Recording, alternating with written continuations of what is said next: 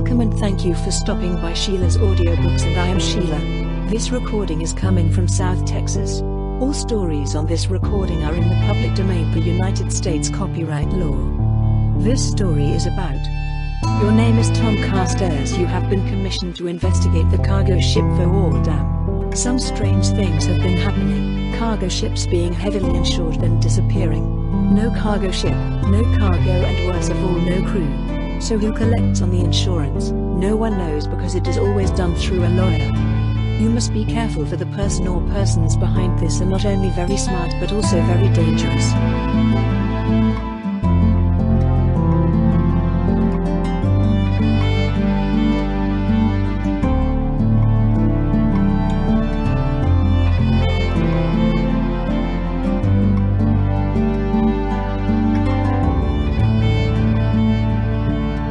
North of Singapore.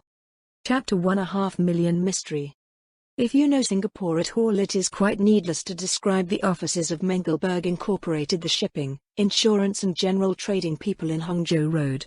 You recall the dignified, dingy exterior, the bustling, well-lighted offices, the swarms of clerks, the polite Dutch managers, the queer little globe-like electric fans, the oil paintings of steamers and clipper ships adorning the walls. Still, you may not know the inner and secluded sanctum of Herman Mengelberg himself, into which Tom Carstairs was being shown. Few do know it, but since Carstairs told me the details, they are probably accurate. The place was bare as a bone except for a phonograph, a flat desk, a letter file and two uncomfortable chairs, but the bareness was something beautiful, since walls and floor were of the Philippine hardwood in which the early Mengelbergs had piled up a fortune, and they were polished to the nines. The windows were of glazed glass so no one could look out or in, distracting business.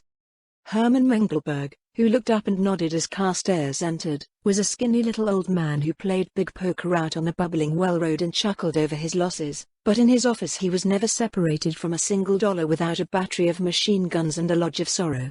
Carstairs knew there was something up when Mengelberg shoved his spectacles over his forehead, patted his bald dome and produced a box of good cheroots. "Sit down, Mr. Carstairs, sit down. And how is everything with you this fine morning? Is the brokerage business good?" Carstairs chuckled.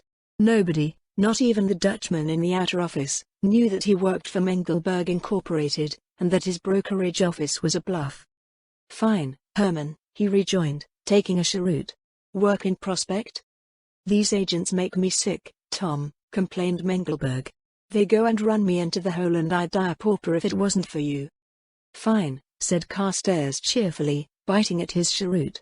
"I want an advance in salary if I'm to save you from a pauper's grave." "Eh? This is nothing to joke about, my friend," said the other. "Listen to me now, and do not joke again, for I have a bad heart. The Voordam has been chartered for a trip to Saigon with mixed cargo, which is good. She has been chartered for the return trip, which is also good." "Looks too good, eh?" said Carstairs. "Wait." Mengelberg caressed his bald brow again, and looked highly distressed. "This return charter party is to a man named Dubois, a Frenchman, who seems not well known. The cargo is a mixed lot of choice hardwoods, some silk, spice and a lot of very fine porcelains brought out of China. It is valuable. That foolish agent of mine in Saigon has already insured it for £50,000 and thinks it is fine business." "Eh?" The eyes of Carstairs became alert. "500,000 few. Yes, a good stroke of business if. Where's the joker, Herman?" "We shall see, my friend. That is what I want to ask you. I find the Lloyds have already refused the insurance because they do not know this man. My agent finds that he is an exporter, which means nothing, and says he is a gentleman. Well, perhaps that is so, but I do not like gentlemen who make a profession of it. I like a man who has a business. And I have had a dream of running water for 3 nights, which you know is a bad sign." Carstairs did not smile, for he knew Mengelberg was not such a believer in dreams as he professed not by a good deal. "Look so. To me, Herman," he said. "What did your dream tell you?" "It made me think about the Hoang Soi," came the reply. "That was in 1926. She went from Hong Kong to Kuching with a charter and had a charter back, which was luck. She brought back a load of hard camphor and such stuff for a trader in those parts, who went along as a passenger, and she wasn't heard from again, ever. Then there was the David Bolling last year, you remember her? Some chap turned up in Batavia and chartered her for Sabang with a cargo of expensive machinery, and he went along with her, and she hasn't got to Sabang yet, never heard from. The lazy manner of Carstairs had fallen away. He was incisive, concentrated, eager. Queer, Herman. You think there's something phony about this Dubois, eh? But in these other cases, the trader, for instance. If he never showed up, who collected the insurance? Lawyers. Mengelberg fairly spat out the word. He liked lawyers about as much as some women like cats. It was collected, right enough. Carstairs nodded. To look at him you would think he was not so much. Not tall, with a face like any other man, hair a bit sun-bleached, regular features, inconspicuous in a crowd. But see him stripped on a ship's deck, with lascars emptying buckets of water over him, and you might look twice. Like silk, he was, no bulging muscle but all steel, and some few scars here and there on his body. His eyes were wide, reflective, and they could be cold and deadly at times. He did not look like an American, but like a five-button Englishman who knew his way around. Now, my friend, continued Mengelberg, I would be very sad if the Voordam went the way of those other ships. I would not care about the Voordam. On her I would collect insurance, not pay it. But that foolish agent of mine in Saigon has insured her cargo with us, you understand? And the lawyers would collect it, too, if she disappeared. Carstairs could see the point, an expensive, gold-plated point. Mengelberg knew nothing, but he suspected much. If this was a game, it was an old trick dressed up in new clothes, and ominous clothes. Only an exceptional gang could pull it off. To make a ship vanish was not easy. To make her crew vanish was even less easy. Any man who could do such a thing in order to make money must be an able criminal and an able man to boot. Well, speak up, said Carstairs. You think it's fake cargo? It must be, if anything's crooked. Then it could be examined before loading. Oh, yes, yes, said Mengelberg with heavy sarcasm. All but the hardwoods is shipped out of French China in bond, to be transshipped here in bond, and that foolish agent of mine did not make an examination. And the insurance is issued. The stuff is in our godown at Saigon now, ready for loading, but it is in the bonded compartment. Not so bad, said Carstairs lightly. I haven't been in French territory for a couple of years, but it'd be funny if we couldn't work it slip in and open up a few cases or bales. A little cumshaw will go a long way with the French boys, you know. Mr. Mengelberg held up both hands and rolled his eyes to high heaven. Listen to the man, and he has the nerve to ask me for more salary. Anybody, my friend, who talks about bribes in Indochina does not know his business, and therefore I should lower his wages 10%. But I will forgive you, my friend, because you have been working in other quarters. Since that big scandal last year, there is no cumshaw in Saigon, you understand? Those frog-eaters are scared stiff, and if anybody tries to offer a bribe he is arrested on the spot. Everything and everyone is watched, and they tell me the government has shipped out 17 cases of uniform buttons because all the customs officials are so nervous that they have shaken the buttons off their uniforms. That is true, my friend.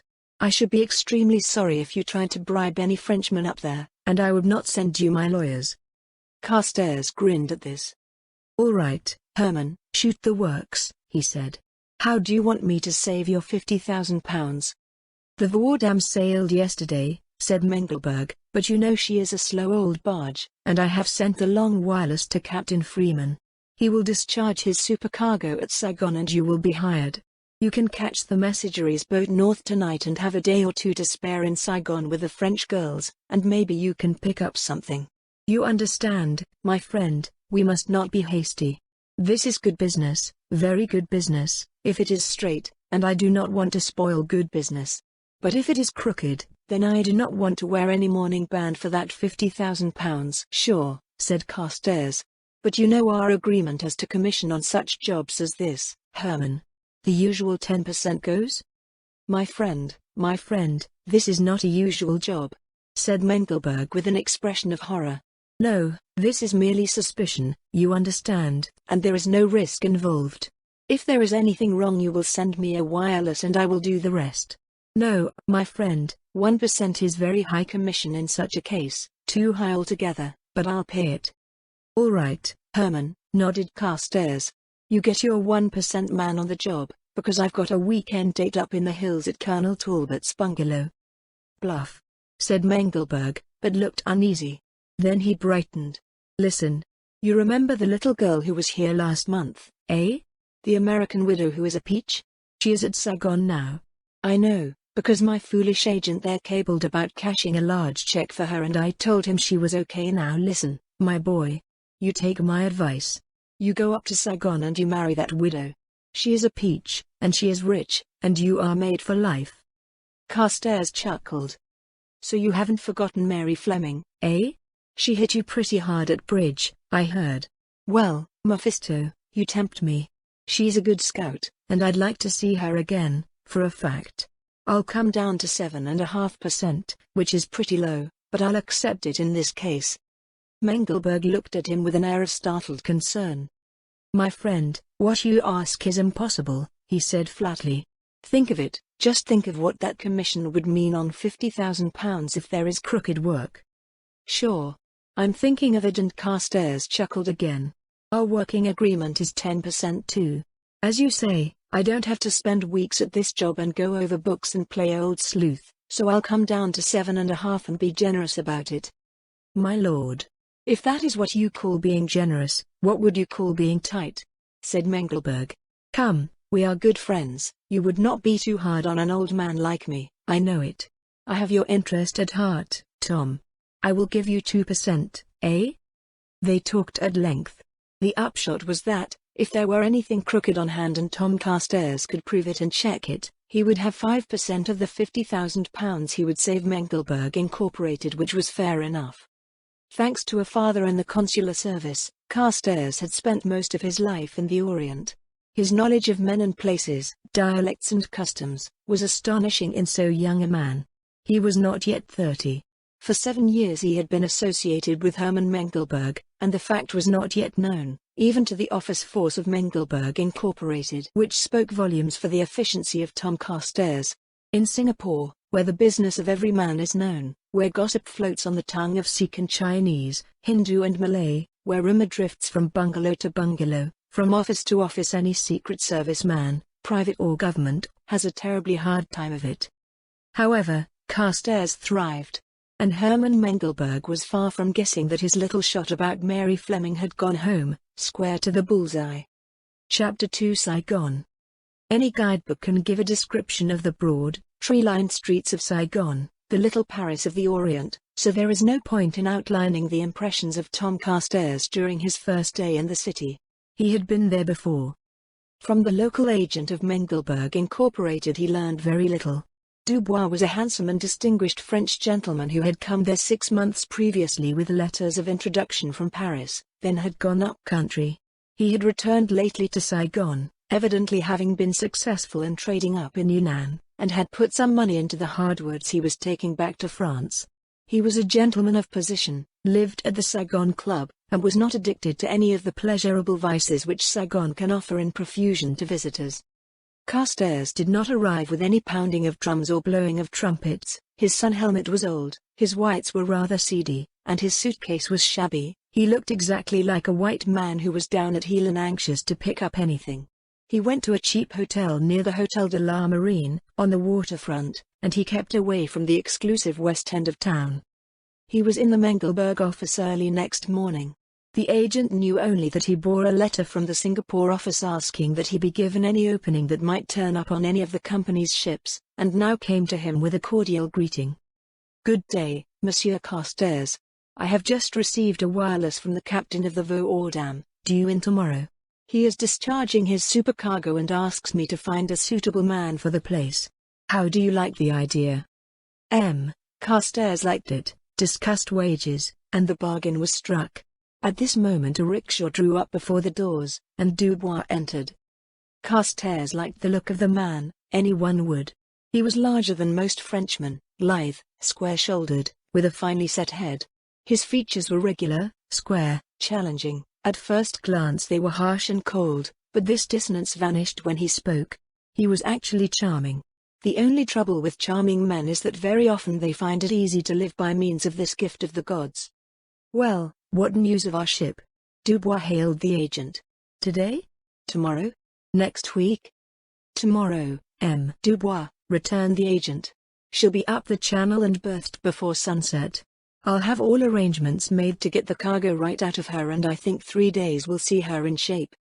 Good, said Dubois, and gave Carstairs a sharp look that swept him from tip to toe. The agent introduced them, showing the wireless he had received, and explaining that Carstairs would act as supercargo. Dubois shook hands and spoke in fluent English, and instantly Tom Carstairs had the impression that he was dealing with a steel image, not a man. Very glad, Mr. Carstairs, very glad. You're an Englishman? No, an American, said Carstairs. Excellent. Dubois showed white teeth beneath his black moustache. I like Americans, I may say. Where are you stopping? Carstairs named his hotel. Dubois shrugged. Miserable hole. Nonsense, my dear chap, take your things up to the Grand and let me foot the bill. You will? Thank you, sir, said Carstairs, but it's hardly worthwhile. I'll go aboard ship as soon as she's berthed, you know. Oh, quite so. Dubois nodded, and dipped into his pocket. Here, let me give you a card to the club, at all events. No, don't mention it, you'll find the liquor very decent there. Waving aside the protestations and thanks of Carstairs, he turned to the agent. By the way, I believe the Voordam has a license for passengers? Yes, monsieur, returned the agent, with a shrug. But she has only half a dozen cabins and will carry none this trip. You were explicit on this point, if you remember. Certainly, said Dubois. However, we'll have one, at least an American lady who is anxious to return to Singapore and prefers a slow boat. A Mrs. Fleming. I'll give you full details for the necessary formalities in the morning. Come along, Mr. Carstairs, and we'll drop in at the club for a nip, if you like. Mr. Carstairs was charmed. He was also staggered by what he had just heard, and he was astonished by the surprising hospitality of Dubois. In his experience, things were seldom done this way. So, as usual when in doubt, he kept silent and played the little clerk. Mary Fleming going back to Singapore. Why? And with Dubois. Why? He knew she was a widow, still under 30, not beautiful, but nonetheless one of the most entirely charming women he had ever met. Her sole ambition in life was, apparently, to travel and enjoy life. Tom Carstairs thought privately that her real object was to forget the late Mr. Fleming and drown sorrow.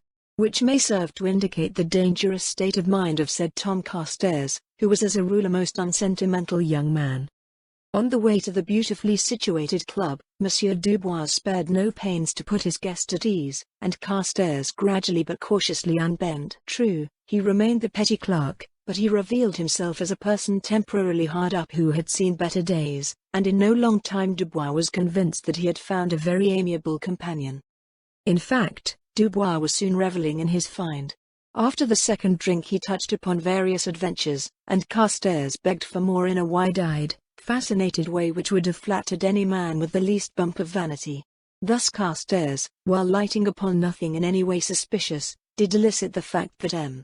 Dubois had seen a good deal of the Oriental world, and knew it very thoroughly, a perhaps important point. But M.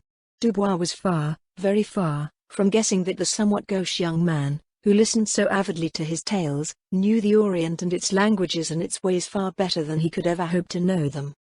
Come, my friend, said Dubois, suddenly glancing at his watch. I have an engagement for luncheon. You shall come with me. A charming lady, also an American, who sails upon our voyage past the Cambodian shores. You rank as one of the ship's officers, you must meet her. I'd be very glad, said Carstairs. Since he had to do the business sooner or later, he reflected, he might better do it now. Mary Fleming was no fool.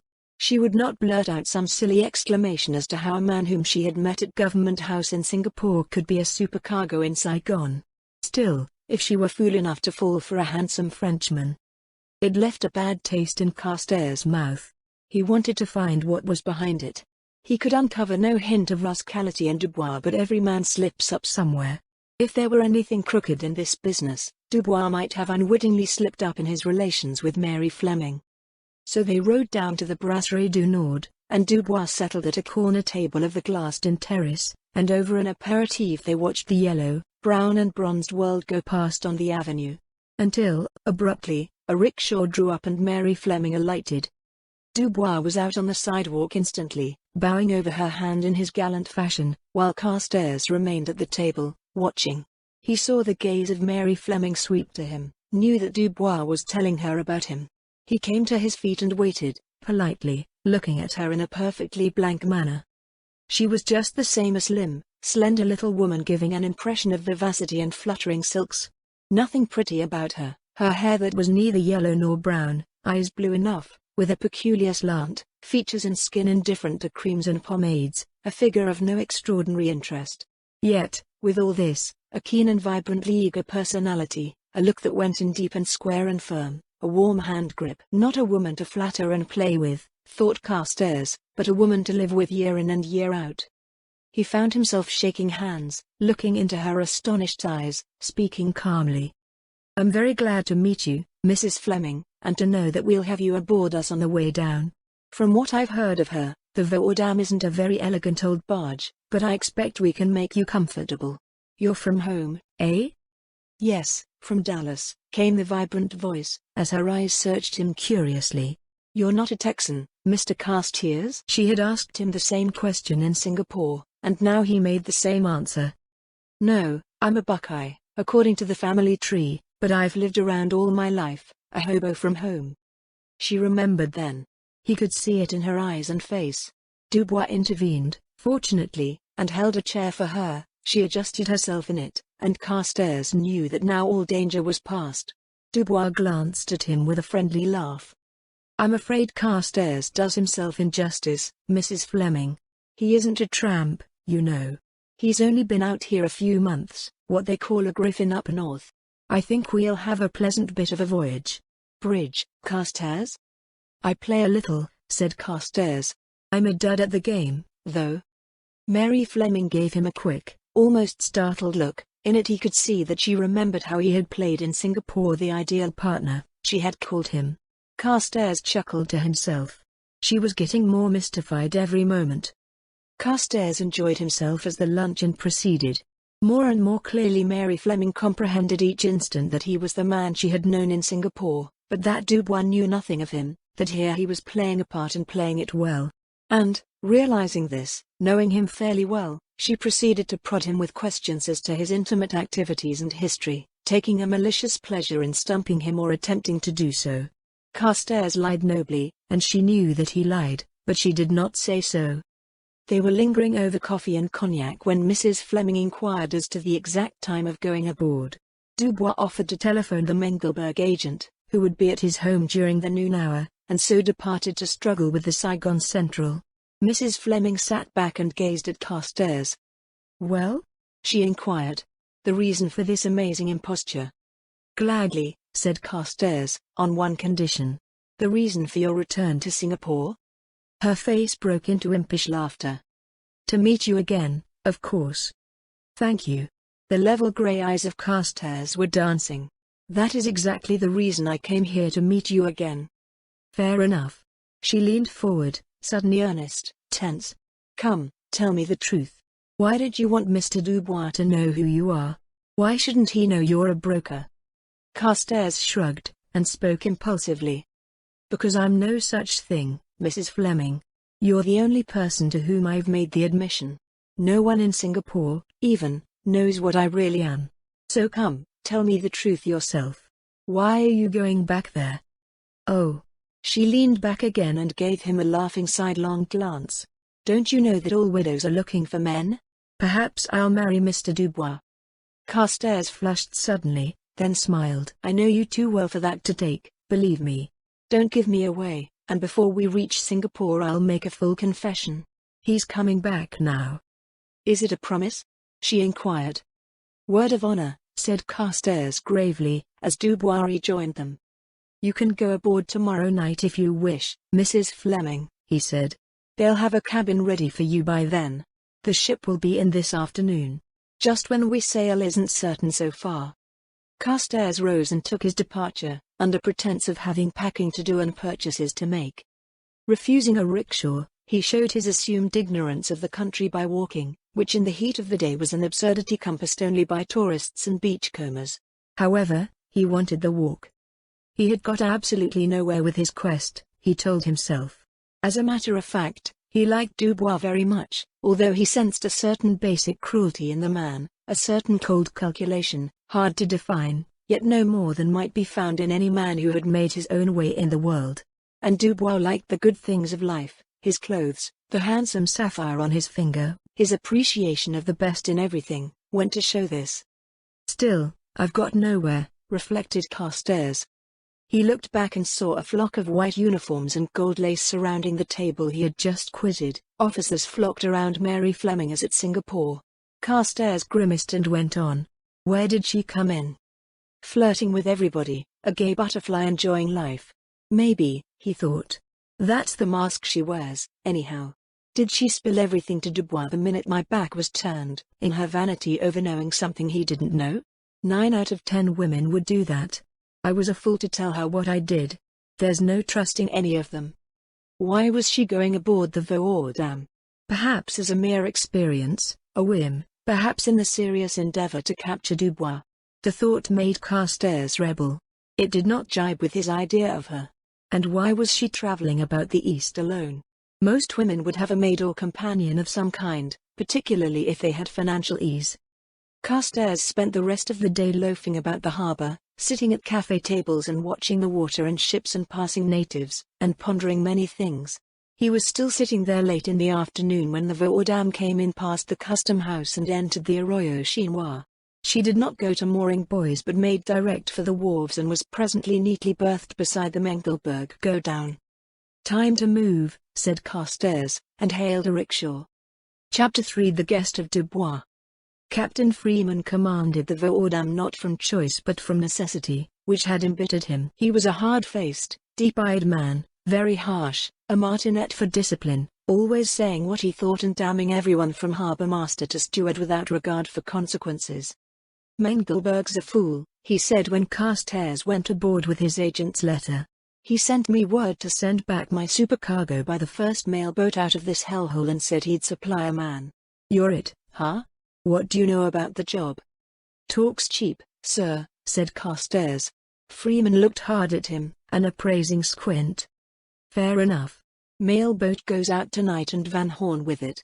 See him, go over his manifests and papers, and be ready to check out cargo in the morning. And watch your step with these Frenchmen. They'll steal the shirt off your back before you know it. Carstairs looked up Van Horn, a quiet little Dutchman, and went over the papers with him, and naturally found everything very simple. Van Horn, who was already packed, departed in haste to catch his mail boat south. Carstairs had fetched his suitcase aboard and, taking over the cabin, set it to rights. Then he went down to mess and met the other officers, such as had not gone ashore. The chief engineer was a black-haired, vigorous man of 40, named McAlpin. The first mate, Mr. Conway, was a frustrated specimen of humanity, ungainly, awkward, big-mouthed, who knew nothing except his job and full details of all Asiatic vices, not a pleasant man, but an excellent first officer. The wireless man, oddly enough, was actually named Sparks. He was a laughing youngster with a weak mouth and sallow skin, a year out of Vancouver. Owing to his name, he had gone into commercial wireless, he said with a grin. Carstairs brought the first news of a woman passenger south, and nobody welcomed it overmuch, except Sparks, who lacked superstition. Captain Freeman looked down his nose and swore, the chief grunted something under his breath, and Mr. Conway was about to make some obscene comment when he caught the eye of Carstairs and fell into astonished silence. After this he looked very hard at Carstairs, several times, as though trying to understand something. For 2 days Tom Carstairs was a busy man, and saw nothing more of Dubois or Mary Fleming. They came aboard on the 3rd morning, and Dubois stood by with Carstairs and checked over his precious boxes very carefully as they were slung aboard and stowed away in the No. 1 hold. Each box was marked, and Dubois talked a good deal about the contents. This was his precious porcelain, and he certainly knew his subject thoroughly. Carstairs, who knew a little about porcelains himself, was forced to admit that he and Dubois could go him one better and then some. Dubois had been buying up old porcelains all over Yunnan, according to his own story, and had a very precious collection for resale in Paris. Carstairs came to the conclusion that if Herman Mengelberg had been in his shoes, the old gentleman would have cast aside all his doubts of Dubois. Certainly the Frenchman had a small fortune here, between his silk bales and porcelains. The hardwoods mattered less, but would make a choice profit. In the afternoon Mary Fleming came and stood beside Carstairs, as he was watching the timbers swung down the big after hatch. Dubois, less interested in the timber, had gone uptown to get off some last letters. "Well? You look like a working man with your pens, pencils and papers," said Mrs. Fleming cheerfully. Carstairs saluted and shook hands. "Like your quarters?" he asked. "They aren't wonderful, but the steward worked hard getting them in shape." "They're better than I expected, thanks," she returned. "Isn't it wonderful to think that we're going to Singapore together?" Carstairs looked at her for a moment. "No, not a bit of it." "What?" Her eyes widened on him. "You mean to say you're not as thrilled as I am?" "Nonsense," he said curtly, and checked a sling that was going down. "You don't mean a word of it, and you know it, Mary Fleming. I'm not a good subject for a flirtation, so far as you're concerned." His tone of voice brought a flush to her cheeks. "Just what do you mean by that?" she inquired, her eyes dangerous. Carstairs gave her a look and a swift smile. "I mean that I think far too highly of you to have any flirtatious interest in you, Mrs. Fleming, and especially to credit you with any actual interest in me." "Oh, really?" Her eyes belied her slightly mocking voice. "But aren't you interesting? A mystery is always interesting to a woman." "A mystery always intrigues a man," he retorted, "but it may end in becoming too interesting to him 3, 4, 5 sticks there." He made another check, and turned to find her gaze resting on him, suddenly serious. "You mean there's a mystery about me, Mr. Carstairs?" "Naturally," he said. "How fascinating. And just what is it?" Carstairs broke into laughter. "My dear lady, that's what I don't know, but I'll find out, as soon as I can put my attention on it. Just at present, I'm responsible for errors here." "Then I'll take the hint, thank you," and with affected offense, she moved away, but not before Carstairs caught the slightly startled look in her eyes. Mystery, eh? Perhaps he had lighted on something there. He laughed a little at thought of her. No, he need not have worried. She was the 1 in 10 who would never give him away to Dubois, as he could tell from the Frenchman's manner toward him. Dubois was very friendly, very genial. He had brought aboard a surprise, in the shape of a tall, pock-marked Chinaman manservant, who was going back to France with him, a man from French Yunnan named Yim Li, who spoke fair French. The Voordam steward and cook were Chinese, the men forward and in the black gang were all Lascars. The steward, a rotund, pot-bellied little Straits Chinaman by the name of Tok, treated Carstairs with deference. That night everyone dined ashore. They were getting out by the next noon.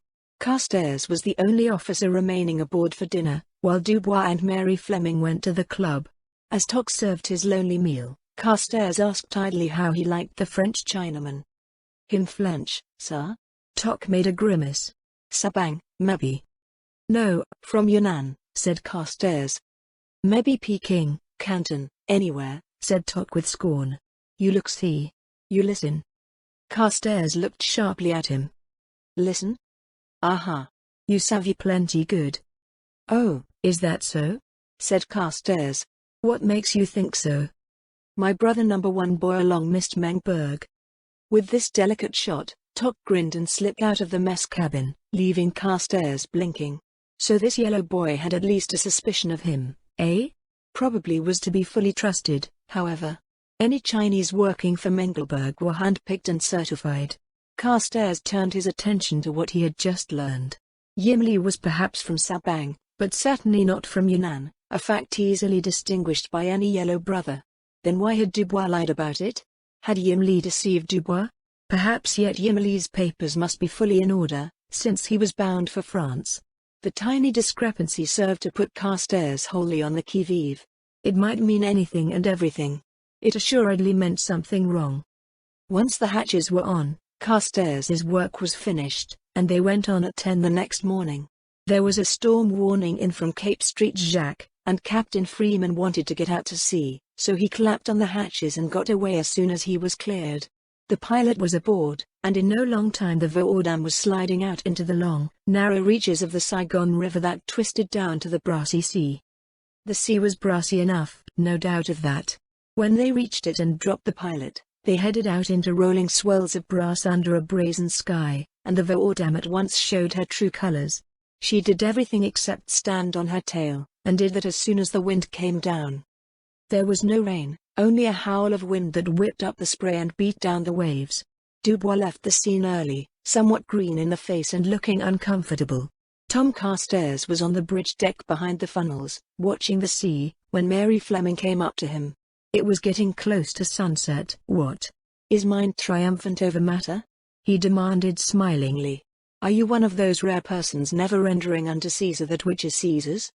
She gave him a sidelong glance from her slightly oblique eyes. "If that's intended as a pun, it's a horrible one," she said. "What are you thinking of? You look at me so queerly."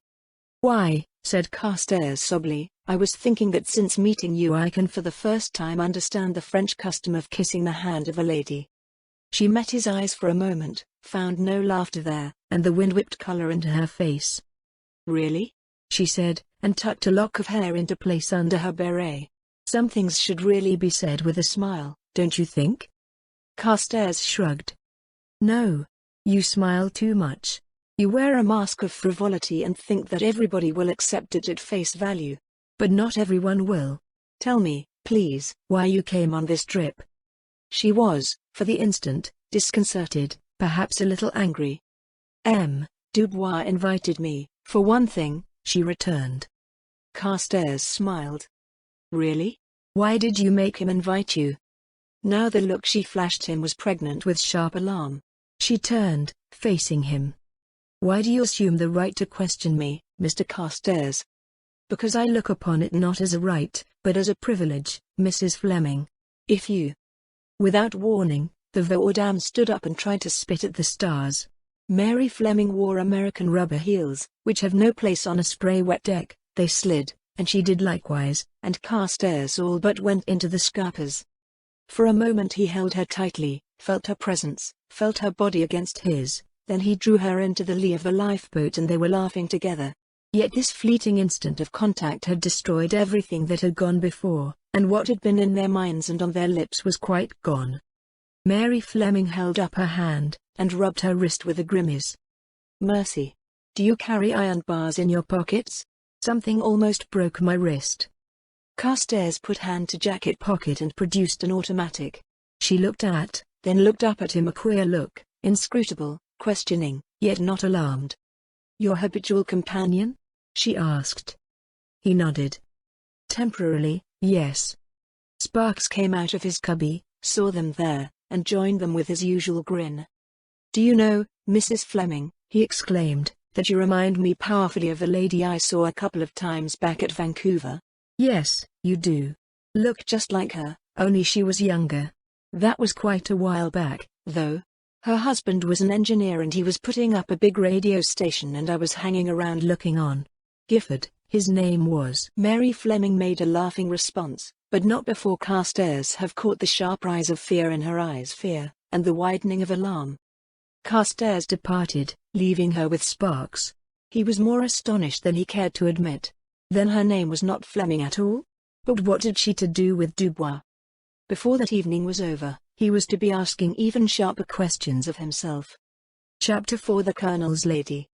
The officers' cabins were directly under the bridge. Those assigned the few and far between passengers were at the rear of the bridge deck. Dubois, however, had taken a cabin adjoining that of Carstairs, leaving Mary Fleming, with a certain delicacy, to occupy the block aft herself. After mess Carstairs went to his room for tobacco. He did not switch on the light but reached in for his pouch, then stood in his cabin an instant, bracing himself against the roll of the ship, as he filled his pipe. The door of Dubois' cabin opened and Yimley came out with a tray. The voice of Dubois checked him, and he made answer. "Very well, in an hour or two it will be managed, master." Yimley went his way. Carstairs thoughtfully sought the saloon again. He knew now what the steward had meant. Yimley spoke the dialect of the Straits Chinese and not the dialect of Yunnan at all. And what did the pock-marked yellow man intend to manage? The saloon cabin was impossible. The skipper was there with Mr. Conway, the second officer having the deck. Sparks was there, with the second engineer, and Mary Fleming was there, but it was all a matter of politeness.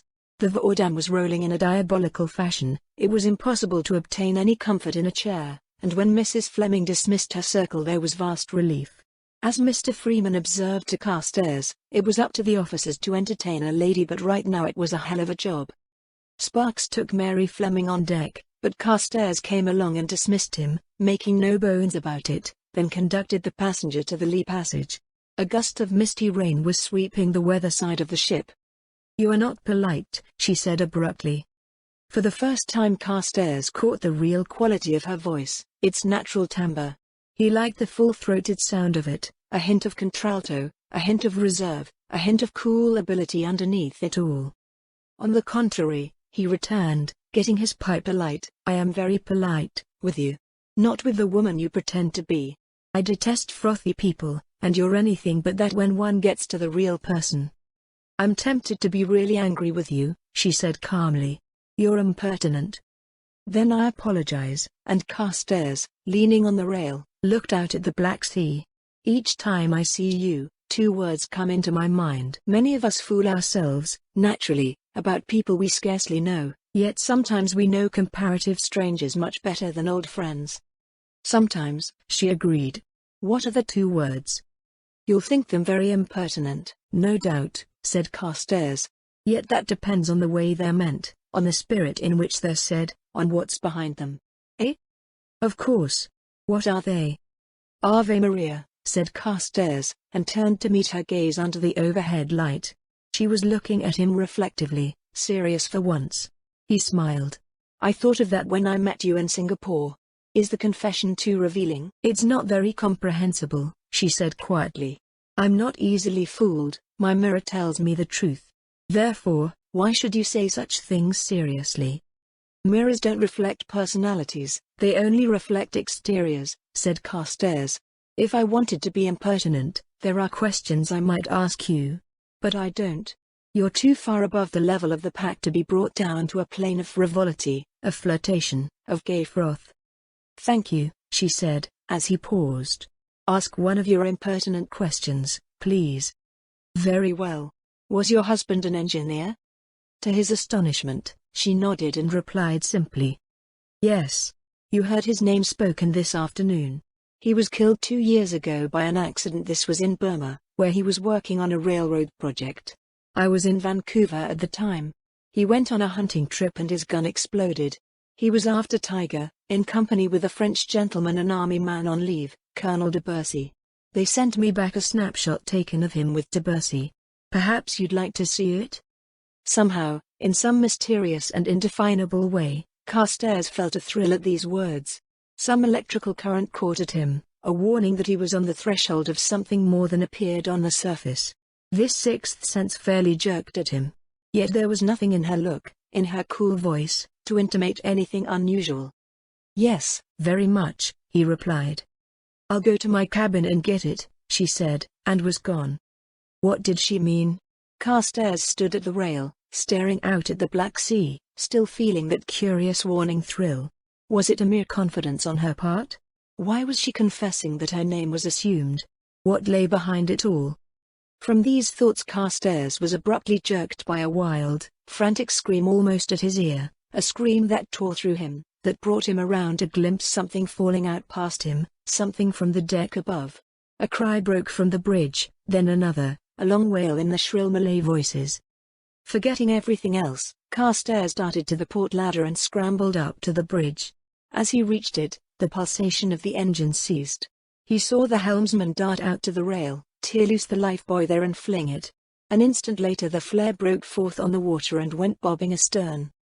Captain Freeman was up next moment, and amid a bawl of voices Carstairs made out that the second officer had left the chart house for some reason and had fallen overboard. The 2 men inside had heard him scream. So, for that matter, had Carstairs, and had even seen him falling. How he had gone overboard was a mystery, unless a roll of the ship had sent him over. Perhaps he had been inspecting the lashings of the lifeboats. The Voordam was brought around and circled back to the bobbing flare, all hands lining the rail excitedly. The searchlight was broken out, but no boat was lowered. The seas were too high, except in case of necessity. For an hour the angry face of the waters was searched without result. The lifebuoy bobbed empty. The second officer was gone. "Well, sir, why in hell would he smash my outfit before he done it?" cried out Sparks, presently coming up to the group on the bridge. "Smashed hell out of it." "Your what? Who done it?" snapped the skipper. "Well, I dunno who done it, but it's done," said Sparks excitedly.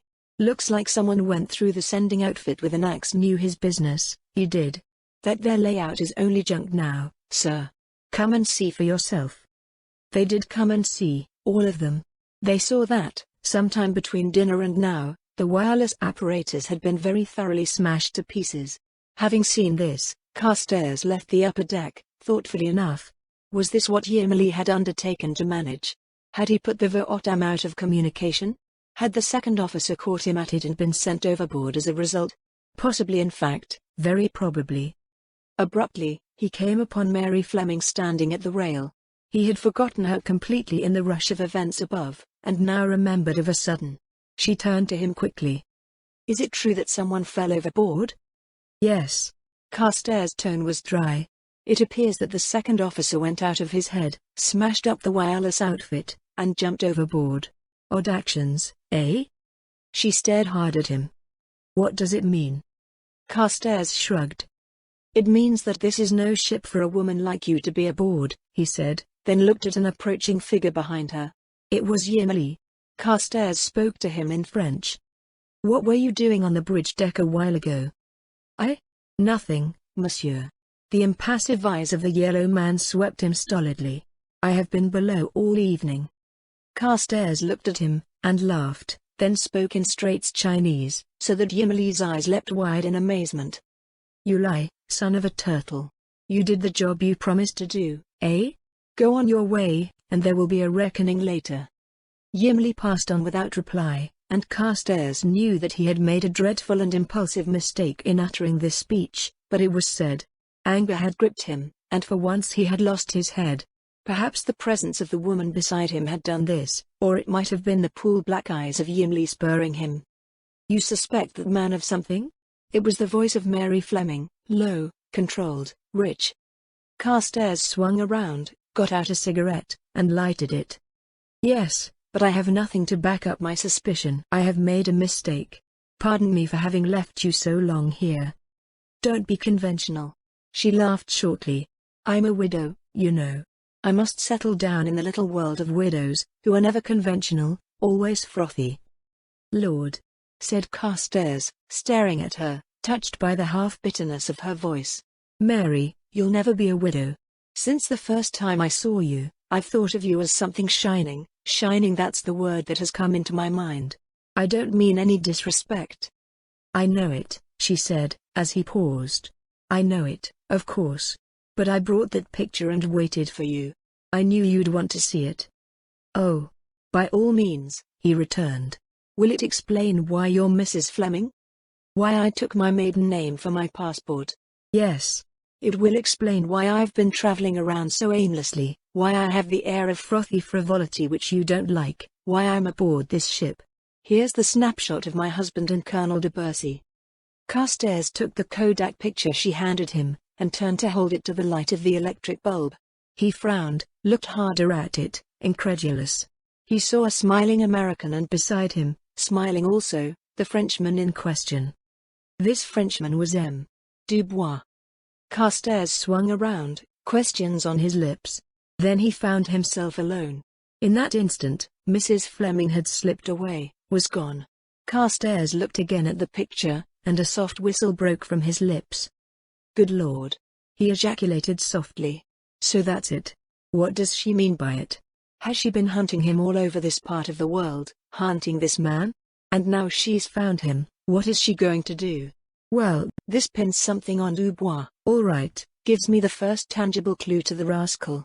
Did he murder her husband, then? Blessed if I know, but..." 100 things tugging at his brain, he turned to the companionway.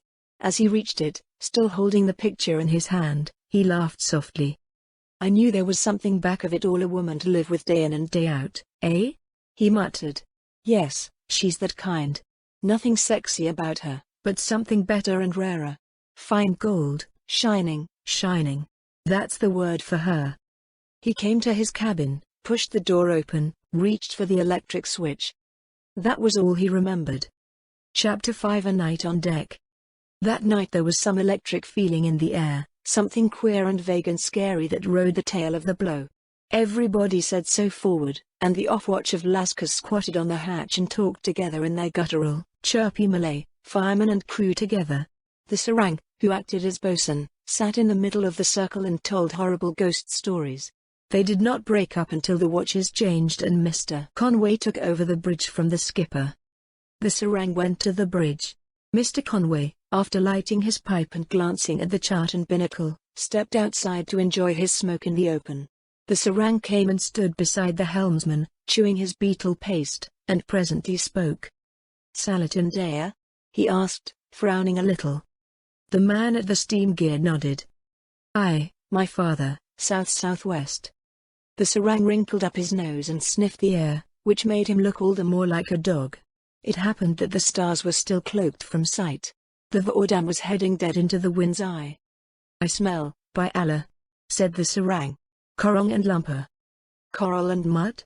Great is thy nose, father of many," jested the other Lascar. "Can ye smell the Carstairs waiting thee under the thatch in the river hut?"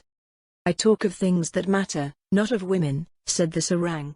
"By the Prophet may his name be exalted. I think we are off our course."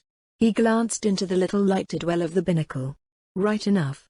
Yet I could swear that this is the east wind that blows off the islands, and that we are heading into the east."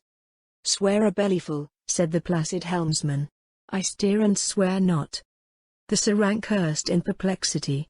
Just then Tok, the steward, came up and told Mr. Conway that the captain wished he would step down to the cabin for a moment. The mate liked to bluster and show off before the others. "What for?" he demanded with profane and obscene objections. "Don't he know I can't leave the bridge night like this?" "Serang, keep your eye peeled until I get topside again." Mr. Conway, like many another, was given to the soothing and practically harmless vice of opium. He slipped a pill under his tongue, and a good thing he did. He had need of all the sedative his nerves would take when he got down to the skipper's cabin and pushed open the door, since his knock remained unanswered. Captain Freeman was sitting in the chair before his desk. That is to say, the piece of clay that had been Freeman was there, but Freeman himself was far and away from there. A bullet had gone in at his ear and had come out above his eyes, and it had not come alone. When Mr. Conway had impatiently turned the skipper a little around, and had seen what there was to see, he became in the full sense of the word a sick man, a very sick man. He had seen a lot in his day, but the shock of this was a bit too much for him, taking it by and large. When he was able to speak, he reverted to his boyhood days and crossed himself. "Holy saints!" he gasped out, and signed himself again. His foot struck against something hard, and he groped for it. He stared at the thing he picked up, a long-barreled revolver fitted with a silencer. Then, all of a sudden, he became aware that he was no longer alone in the cabin, and he swung around with a frightened look in his weak face. There in the doorway stood the passenger, Dubois, with Tok peering in past him, slack-jawed and wide-eyed. Dubois was not over his own sickness by a good deal. He was unsteady on his feet, and his face was blue-white, but his gaze was hard and piercing enough. An automatic was in his hand, covering the mate. "You see, Tok," he said in English. "You see for yourself, do you? Go away and say nothing about this. I'll talk with Mr. Conway. Be ready when I call you." Meek little Tok obeyed, pattering away, while Dubois came in and shut the door, his eyes and his automatic never leaving the mate. "Holy Mother!" slobbered out Mr. Conway suddenly, getting the full idea. "You fool, I didn't do it. I tell you I didn't do it." "That's enough out of you," said Dubois calmly. "Listen to me, now. Here you are with the gun in your hand, and blood on your hand to boot. We've seen you. Don't talk, now you'd better listen to me, mister, and listen closely. Lay down that gun, you murderer." Mr. Conway obeyed quickly, and swallowed hard, so that his prominent Adam's apple bobbed 2 or 3 times. Dubois came closer to him and spoke in a lower, more deadly voice. "You're done, mister, done, you understand? I can put a bullet into you, and I'll do it if you give me one chance. But I like you. I'll save your life if you want. I'll keep quiet about this, and you can shut the steward's mouth yourself. Understand? Here's your choice here, man, here." Between my right hand and my left. Make your choice. There was nothing charming about M. Dubois at this moment. His voice and his eyes were cold, merciless, terrible. His livid face was streaming with the sweat of his sickness, but the willpower behind those eyes was enough to freeze a better man than Mr. Conway. Mr. Conway froze. There was nothing strong about him. His loose mouth quavered. For a moment he did not perceive, in his fright, the choice being offered him. He saw only that Dubois and Toc had him cold, dead to rights, beyond any escape or explanation. Then, abruptly, he saw what was in the free hand of Dubois. It was a spanking new, bright lavender, Bank of France note for 1,000 francs. His distended eyes narrowed on it, and he shot a sudden glance to the face of Dubois, who laughed harshly. "This and 9 more like it in your pocket. Yes or no? Right hand or left?"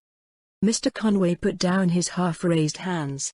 He licked his tremulous lips, and slowly put forth his right hand to take the banknote. Greed flickered in his eyes. "Gimme it," he said thickly. "You win. What you want?" "Obedience," said Dubois. "You become captain of this ship, and you're taking my orders. Agreed?" "My gosh, yes!" cried out Mr. Conway in huge and awful relief. He fairly grabbed the banknote and pocketed it.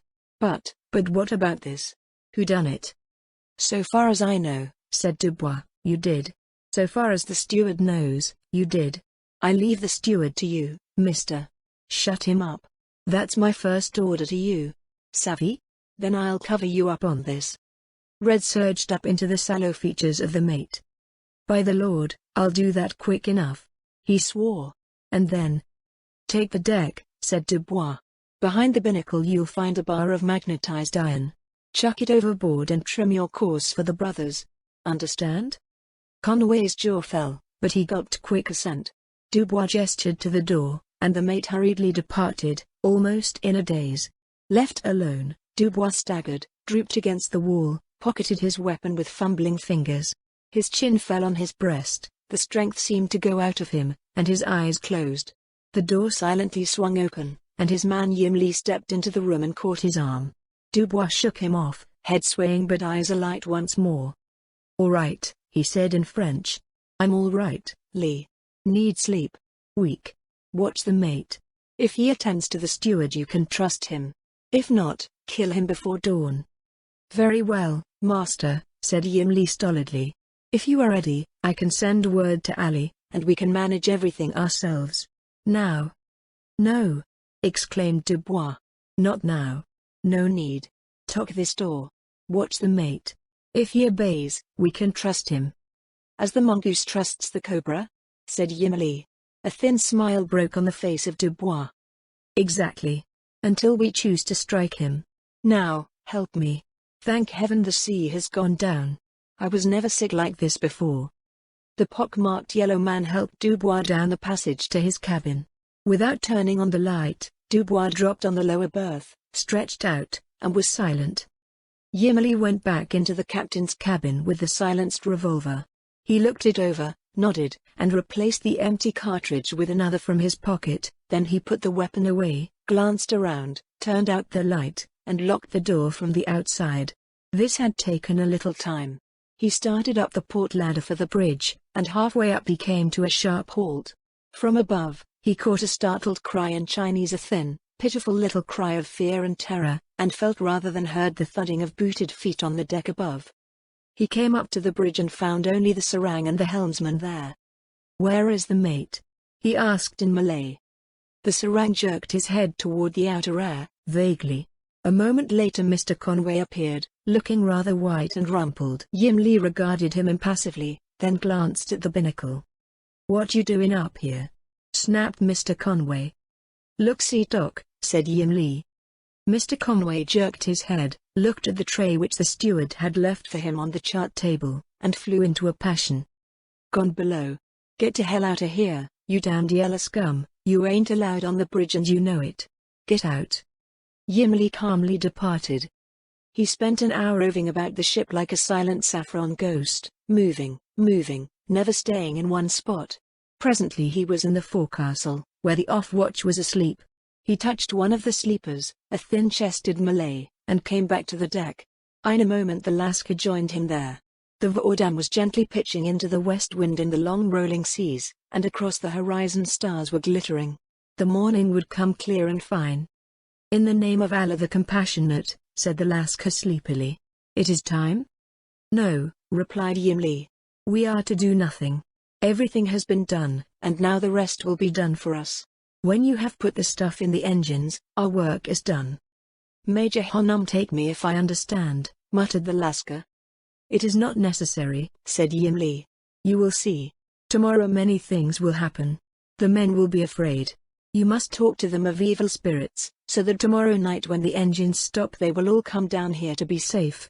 Then it will be simple." "Nothing is simple with the chief engineer," said Ali. "There is a demon in him." "He will not be there to trouble you," said Yimli placidly. "By Allah, that is good, and better than good," declared the Lascar. A few words more and he departed again to his place, and Yimli was seen no more about the deck. Mary Fleming's cabin was the after cabin on the starboard side, overlooking the after well deck. Something wakened her that morning very early, before dawn, an odd thudding crunch, as if something heavy had struck the ship's side and broken. Presently she rose and put on some clothes and went out on deck. She saw no one, not even a man on watch in the bows. The ship was churning along, the sea had gone down, stars were glinting on the sky. She went up at the bridge deck and saw a light in the wireless house.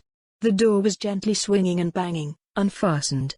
She looked in, but no one was there. Tools were spread about, as if Sparks had been at work trying to repair his outfit. So, perhaps, he had. Mary Fleming looked up to the bridge, but did not go up. Instead, she went below again to the deck passage and so to her own cabin. Outside the cabin, she halted, perplexed. Something had struck the rail of piping, had struck it so hard that the rail was actually bent inward. The something could only have come from the bridge or deck above, hurled with terrific force. There was nothing to show what had caused the blow, however. To one side a crumpled cap bearing the insignia of Sparks lay on the deck. It might have lain there for a long time. She remembered all this in the morning, when she heard that Sparks had vanished. Chapter 6 The Prisoner. With daylight, change of watches, and a warm morning in prospect across a sun-glinting sea, Mr. Conway made an observation which no one who knew him well would have denied. Nobody relieved him, which was singular in the extreme, except for the fact that there was nobody to relieve him. The second officer had slipped his moorings the first night out centuries ago, it seemed, yet not more than a few hours passed. The first night out had just come to an end. Mr. Conway knew in his own mind where the second officer was, and he was in no doubt about the skipper. He wanted to find Sparks, but did not summon the steward to this end. He sent the serang, who returned with brief word that Sparks was not to be found. Mr. Conway went to do the finding, and had the same luck. Sparks was simply not aboard. So Mr. Conway thought he might as well look up the supercargo and give him the deck, but Carstairs was not to be found either. The officers' cabins were empty, save for that occupied by M. Dubois, and that in which the clay of Captain Freeman still sat at a reddened desk. It occurred to Mr. Conway, who was by this time feeling somewhat confused, that he might look up the chief. He descended to the engine room. Mr. McAlpin was not there, being off watch. The Eurasian second stared blankly at him, and Mr. Conway went up and searched Mr. McAlpin's cabin. He drew a blank.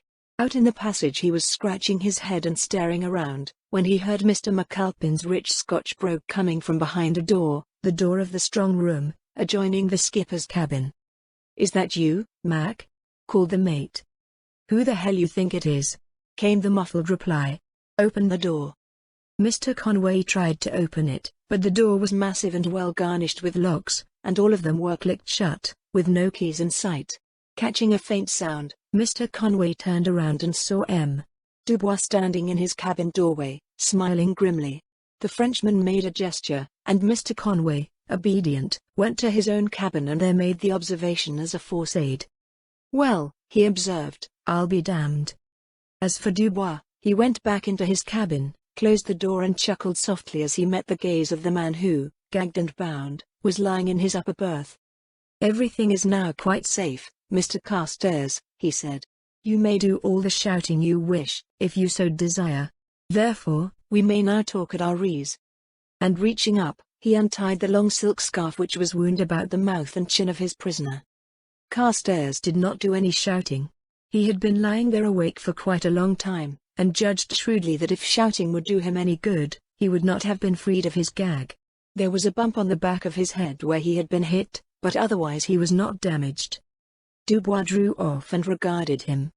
"I had a certain affection for you, Carstairs," he said coolly. "I meant to put a neat little sum of money in your pocket and turn you into an assistant. However, Mr. Conway has filled that post excellently.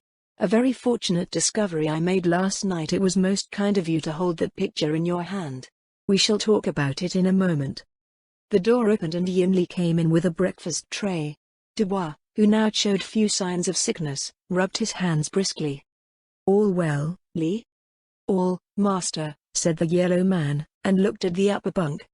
Carstairs was not wasting his breath on any useless talk. Ever since the growing daylight showed him, lying on the writing table, the snapshot Mary Fleming had given him, he had realized what was going to happen, and why his life was spared. Also, he had been getting himself into shape to appease the natural and lively curiosity of Dubois about that snapshot. He knew, with a species of horror, that Dubois must not suspect the truth, must not suspect that Mary Fleming knew him for de Bercy. Whatever Mary Fleming intended, whatever she had planned to do, she was no match for Dubois when it came to physical force, and it would come to this if Dubois suspected the truth. "You are well, master?" Yimeli turned to Dubois inquiringly. "Shall I help you with this man?" "No, no, quite useless." Dubois smiled thinly as he glanced at Carstairs. "I'm a trifle shaky, but hungry. Never been seasick before. A devilish bad blow yesterday. Almost knocked me out. No, Lee, go ahead and take the steward's place. Portok. I suppose Mr. Conway threw him overboard?" Yimeli assented. "A black dog which did not bark," he returned in straight Chinese slang, signifying that Mr. Conway had hit Doc with a pistol butt. "Very sad, very sad." Dubois gave Carstairs a glittering look. "Well, we are now about to eat ducks. You understand these things, Mr. Carstairs? Good to breakfast." Carstairs understood, well enough, and the fact that Dubois was also acquainted with this slang language showed him all that was necessary to know. To eat ducks meant in plain terms to pirate a ship. Yimli departed. Dubois sat down and discussed his meal with growing appetite. From the passage came occasional dull and faint sounds, which amused Dubois. "Poor McAlpin does not like his confinement," he observed, sipping his tea. "There is no other opening to the strong room, and he cannot break down the door, so he is safe. You may join him presently, if you talk the truth. Otherwise I do not envy you." "Can't talk water," mumbled Carstairs. His lips were thick and his mouth dry. Dubois finished his meal, placed the tray aside, and poured water into the mouth of Carstairs, who was lying partly on his side but was able to swallow well enough. Then, having lighted a cigarette, he held it to Carstairs' lips for a puff or two, and finished it himself. He looked sardonically at his captive. "We treat you well, eh?" said he, with a thin smile. "If there's anything else you want, my dear chap, you have only to ask for it. We may, at least, come to terms." Carstairs laughed a little. "You're a cool one, Dubois," he said. "The devil of curiosity is riding you hard, isn't it? You want to know a whole lot of things, and you want mighty bad. About that snapshot, and so forth.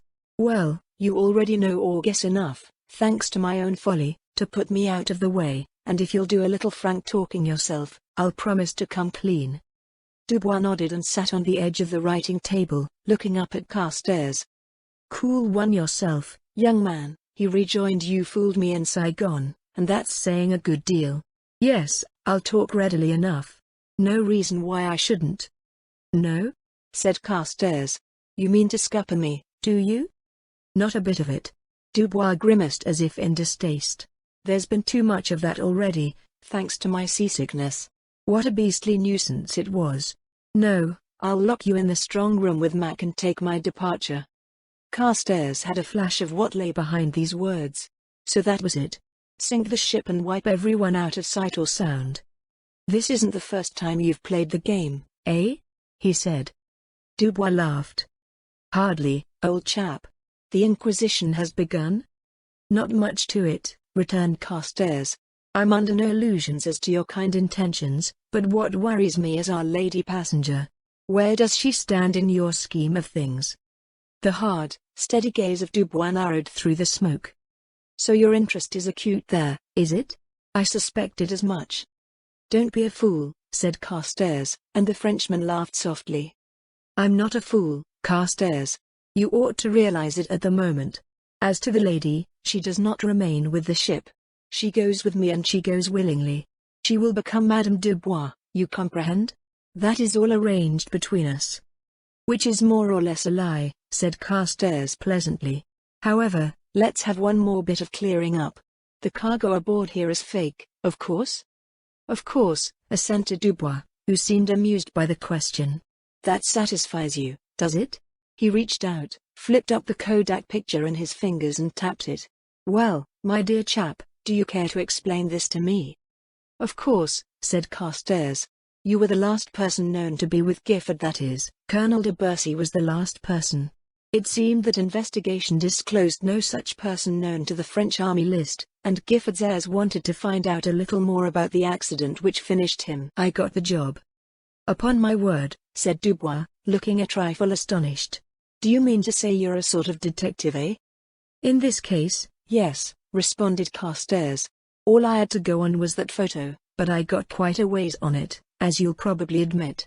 Somebody said a man like that had been up at Sabang a while back, and I was drifting around when I got word that someone of your description was at Saigon. So I came along, located you, arranged to get on this ship. My extradition papers would only cover you in British territory, you see. Dubois looked alarmed, very keen and alert. Extradition papers? Look here, do you mean there's actually a warrant out for me rather, for de Bercy? And that you've stirred up the police about it, all over this part of the world? Carstairs laughed at the way his shot had gone home. Well, not exactly, he replied. There's nothing definite known. I've got everything in shape to issue a warrant. What about Gifford? You killed him, of course? For a long moment Dubois stared straight at him, motionless, a deadly glitter in those hard, level eyes. Then the Frenchman drew a long breath. Mon Dieu, of all the nerve! He exclaimed, and broke into a laugh. Well, young chap, you might as well have the whole story. I killed him, yes. We had found quite a lot of stones, nearly all rubies. A new field, unsuspected. You comprehend? What do you expect to do about it, if I may ask? Nothing, at present, said Carstairs.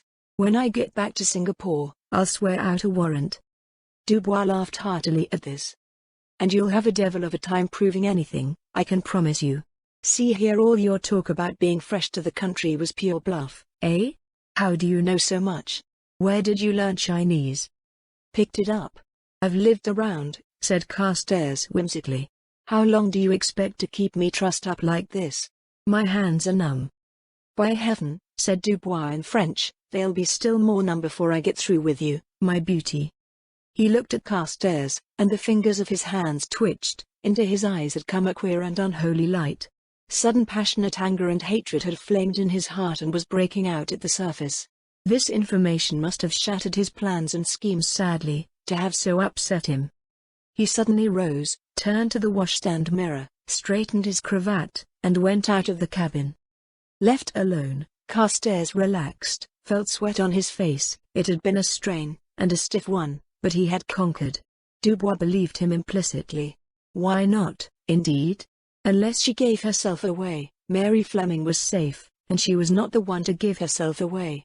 Carstairs laughed to think how Dubois would face the actual truth. He did not laugh, however, when he thought of what would happen later.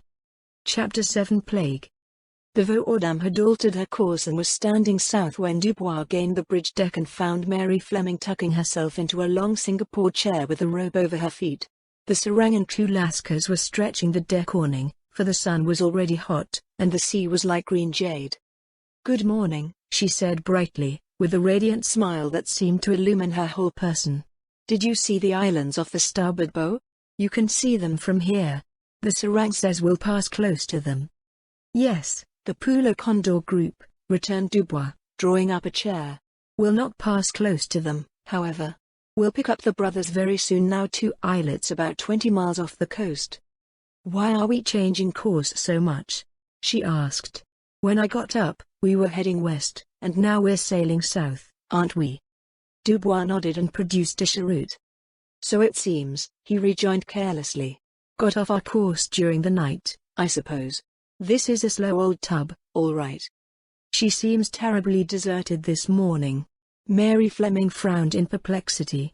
There was nobody except Mr. Conway down to breakfast, and he looked frightfully sleepy and wouldn't say a word to me.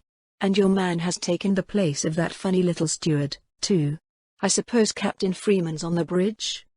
Dubois glanced up, then struck a match and lighted his cheroot. After a minute he turned to Mary Fleming and met her gaze with an intent and serious look.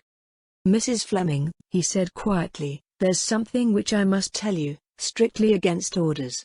You are not supposed to know. However, it's folly to keep you in the dark about it. You're no silly schoolgirl, apt to break into hysterics and lose your head. On the contrary, you're a very level-headed woman, and I know of no one I'd sooner have beside me in an emergency. Her blue eyes widened a little. Why, thank you for the compliment, she rejoined. But tell me the mystery, by all means. I'll promise to behave myself. Dubois looked at his cheroot, then his eyes swept up to meet her gaze. Prepare yourself for a shock then, he said simply. We have plague aboard. Plague? She repeated, with a slightly startled air. Bubonic. Dubois nodded gravely. Doesn't mean much to you, I expect, but it means a lot to anyone who knows these seas.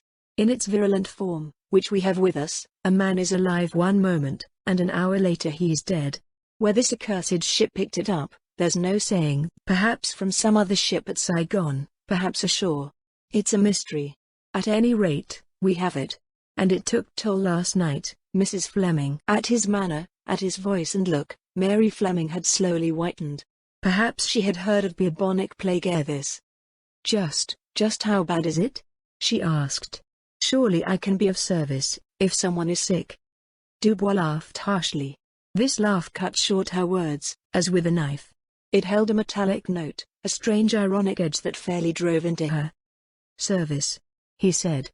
Dear lady, here one can give no service, save to the dead. I have conferred with Mr. Conway. Forgive us, but you must go nowhere on board. You are limited to your cabin and to this chair. I will take your tray from the hands of Yim Lee, and we eat together here, while the weather holds fair, in your cabin, otherwise. The same rule holds for me. My cabin and the bridge deck here. You understand? As she regarded him, anger stirred in her eyes, then a growing and helpless realization of what he was saying. But surely it can't be so bad, she protested. The captain. Mr. Conway is captain, he cut in, and she shrank as she realized what he meant. We think the second officer brought it aboard, knew what he had and jumped over. I must be very frank, dear lady. There is no officer left except Mr. Conway. Tock, poor little steward, is gone. We have no doctor. Fortunately the men are not as yet touched. It may break out among them at any moment. Now horror grew in her face, but she settled to it calmly enough. She knew the worst. And plans? She said quietly. We are going to make the brothers a pair of islets ahead that give shelter. Dubois spoke calmly, and his gaze went to the horizon. On their right, the rugged peak of Condor broke the sky, but he looked ahead to a second purplish break, and pointed. There.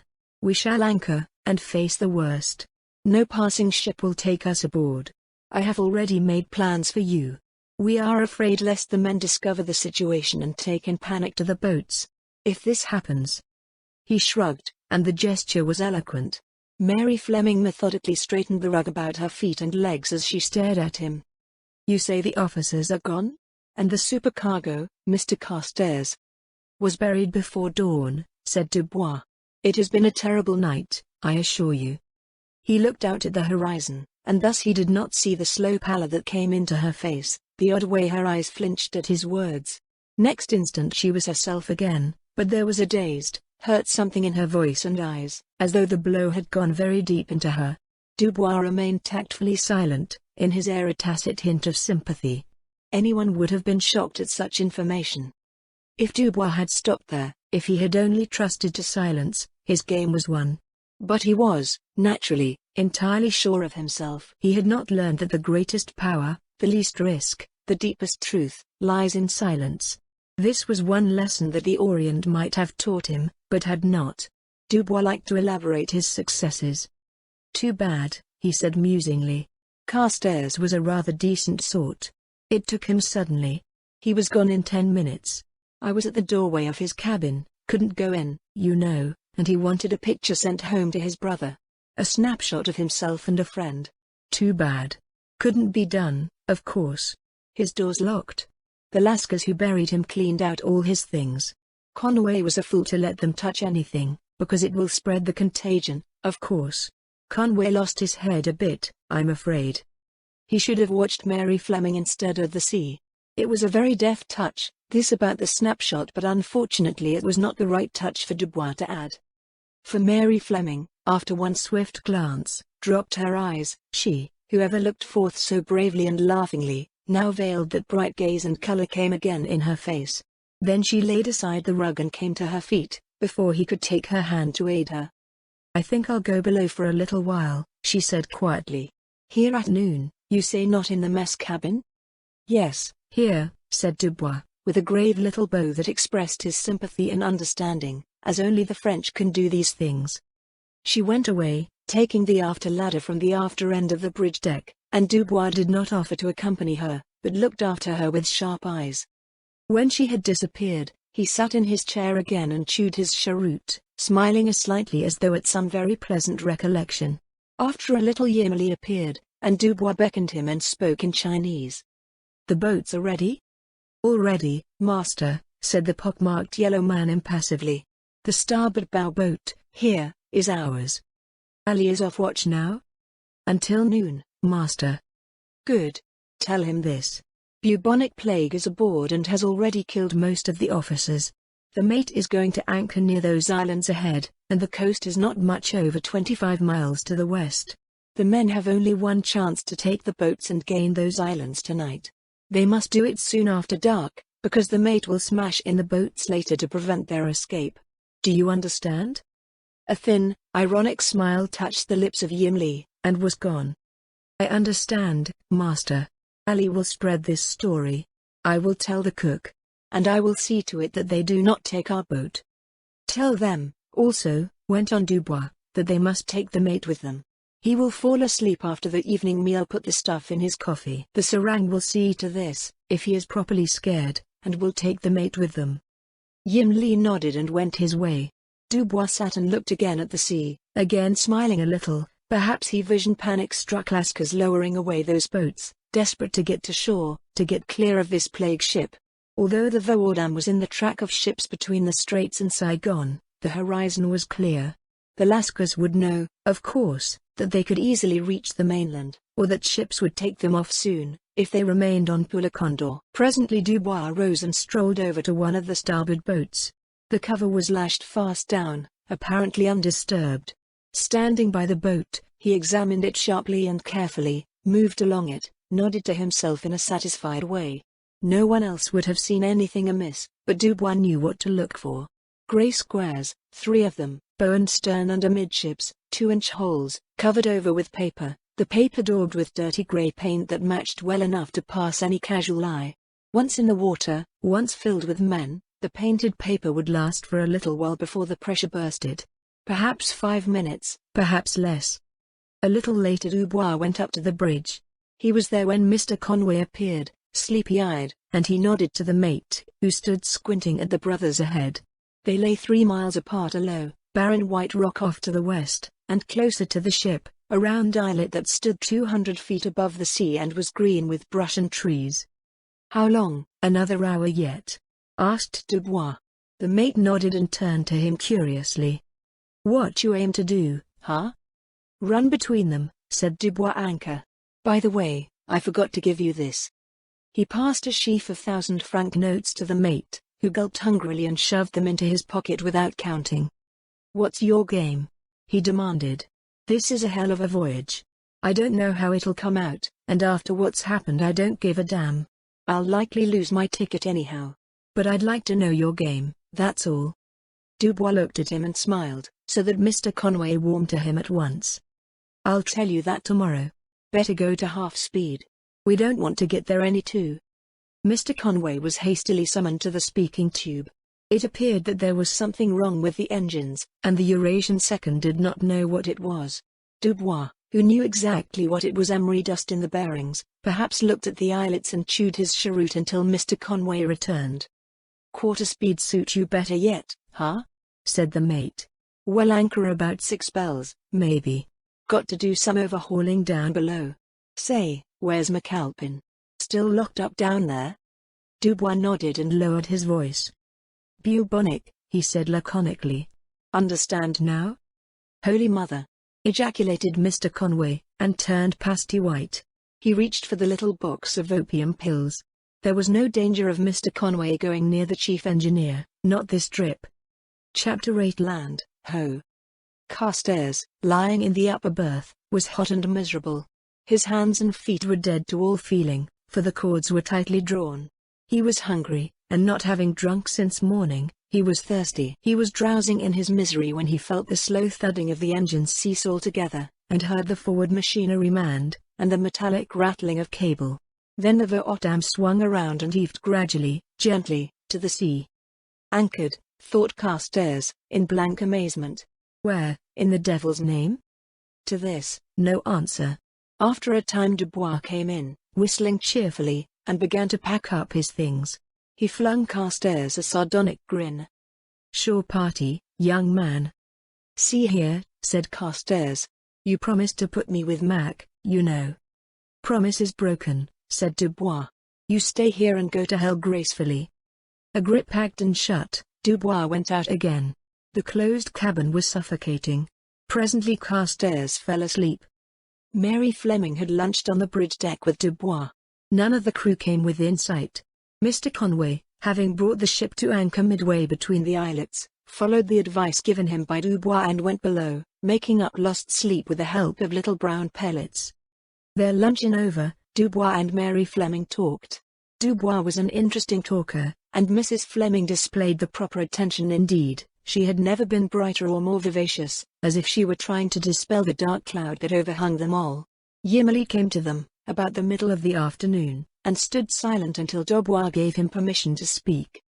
"I found one, master," he said in Chinese, using slang at that. "A black dog, a very handsome one.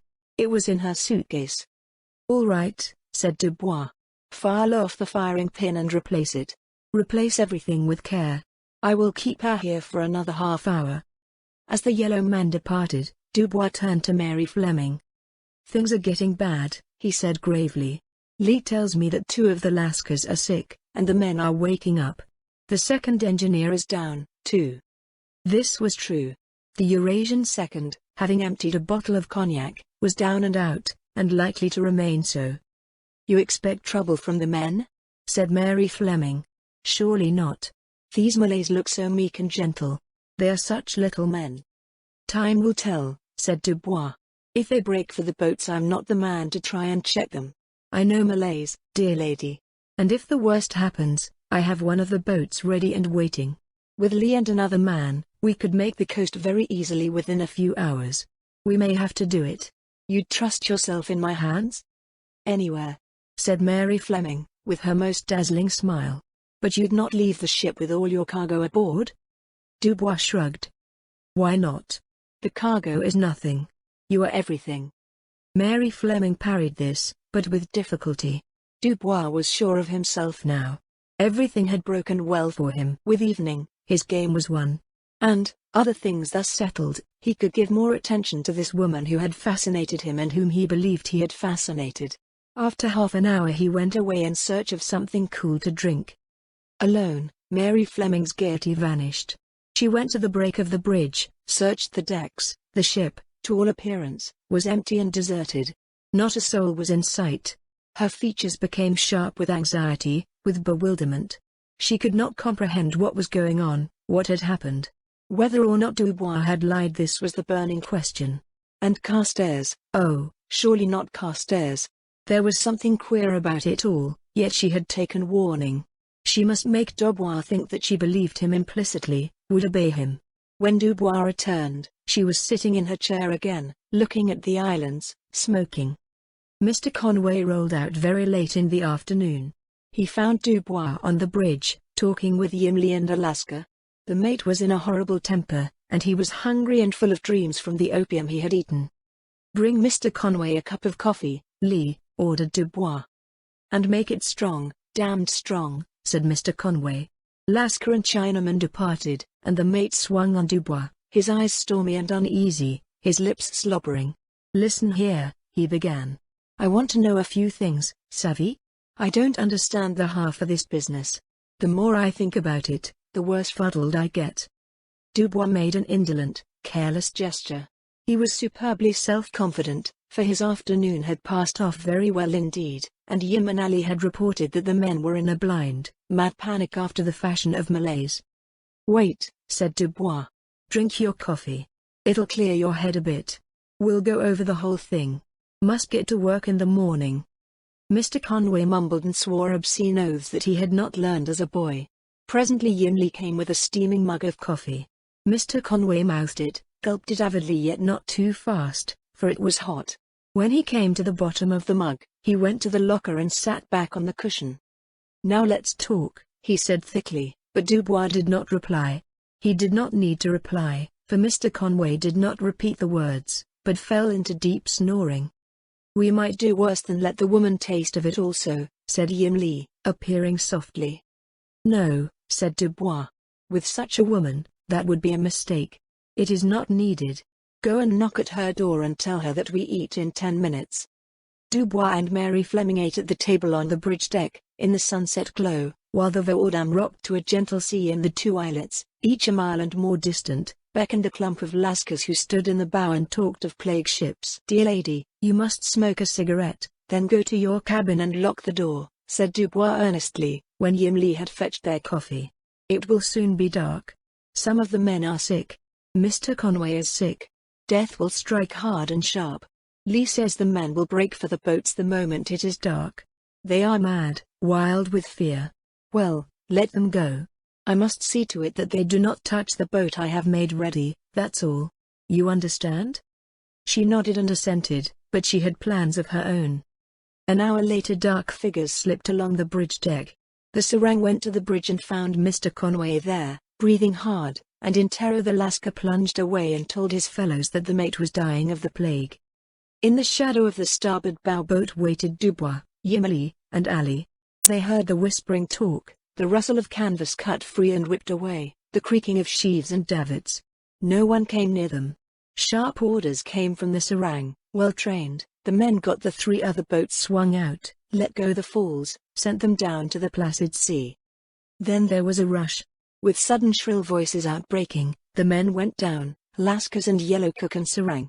Overside, a swift tide rip had set in, bearing towards the reefs of Little Condor, so that the Voordam lay tugging and straining at her cable. Down the falls slipped the thin brown shapes. There was a clatter and knock of oars, and now the last man was gone. Down below, a boat shoved off from starboard. 2 others were already sweeping out from port, the dipping oars stirring the phosphorescent water in dim fires. The 3 boats stole away and merged into the darkness, but those odd flitting water flames betrayed whither they were bearing. 3 figures by the starboard bow boat stood at the rail, waiting, listening, watching. Meantime Mary Fleming, having found that the ship's lights were off, donned a dark wrap, slipped something heavy into the pocket and left her cabin. She heard the noise above, and knew that the men were going. She did not make for the bridge deck, however, but groped her way forward, to the cross passage off which opened the officers' cabins. Here she paused in some perplexity. "Mr. Carstairs," she called softly. "Tom Carstairs." The sound of her voice, the sound of those words echoing hollowly from emptiness, checked her and frightened her. She had no reason to call Carstairs. He was dead, Dubois had said, dead and buried. Yet she could not believe Dubois, and she called Carstairs. She turned and jumped nervously when from a door at her very side came a queer husky response. "Salut, Marie. That you? Inside, quick." "Oh!" The gasp broke from her, then she tried the door, swung it open on darkness, and leaned against the doorpost, feeling faint. "Mary, where are you?" came the voice of Carstairs. "I'm in the top bunk. There's a tray on the desk. Get a knife." What's happened? Where are we? She pulled herself together, and began to grope in the darkness. Oh, thank God. She breathed. We're anchored, near islands. I don't know what's happened. Dubois says it's bubonic plague. I think the men are leaving the ship. Bubonic hell, said Carstairs. That devil has murdered everybody, like he murdered your husband. He told me about it. To get some rubies they'd found. Can you reach me? Sobbing, yet cool enough, she was fumbling at his numbed body with the knife she had found. Carstairs could feel nothing except, for a moment, the soft rose-leaf touch of her hand as it came to his face. He kissed her palm with his lips, and her fingers pressed his cheek for an instant in response. He felt his arm moved, but it was a thing of wood. There, get down, she exclaimed softly. Are you hurt? Can't you move? I'll not move for a bit, said Carstairs. No, I'm not hurt, merely numb. You run out of here, now go to your cabin, lock the door. It's horribly dangerous here for you.